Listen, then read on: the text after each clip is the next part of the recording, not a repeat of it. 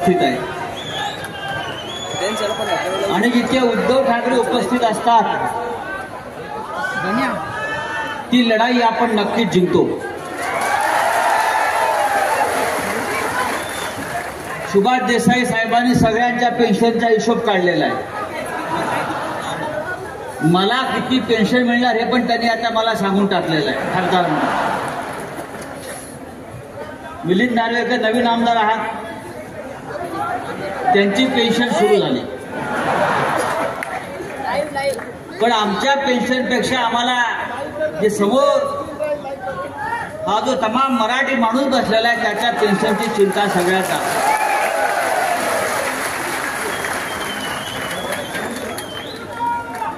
नरेंद्र मोदी देशाचे प्रधानमंत्री आहेत,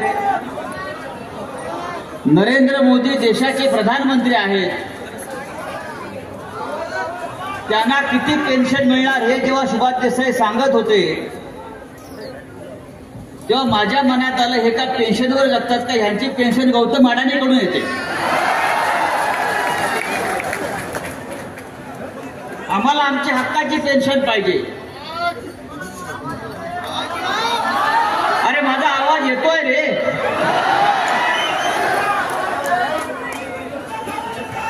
नरेंद्र मोदीचा एक नारा होता, अच्छे दिन आएंगे, हमको हमारे पुराने दिन चाहिए और पुरानी पेंशन चाहिए। तो मित्रांनो, ही आपली एकजूट अशीच ठेवा, कोणाच्या बापाची हिंमत नाही तुमचे हक्क हिरावून घ्यायचे आणि तुमची पेन्शन हिरावून घ्यायची। या व्यासपीठावरती संपूर्ण शिवसेना उपस्थित आहे आणि शिवसेनेनं कायम कामगारांच्या कर्मचाऱ्यांच्या प्रश्नासाठी संघर्ष केला, लढे दिलेले आहेत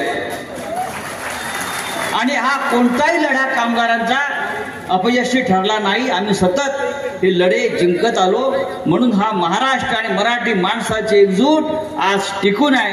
ही एकजूट अशीच ठेवा। आपलं सरकार येतंय, आपला मुख्यमंत्री होतोय आणि आपल्या मनातला मुख्यमंत्री व्यासपीठावर बसलेला आहे। आपल्या पेन्शनचं जुन्या पेन्शनचं काम झाल्याशिवाय राहणार नाही इतकंच सांगतो आणि पुरतो आपली रजा घेतो। जय हिंद, जय महाराष्ट्र।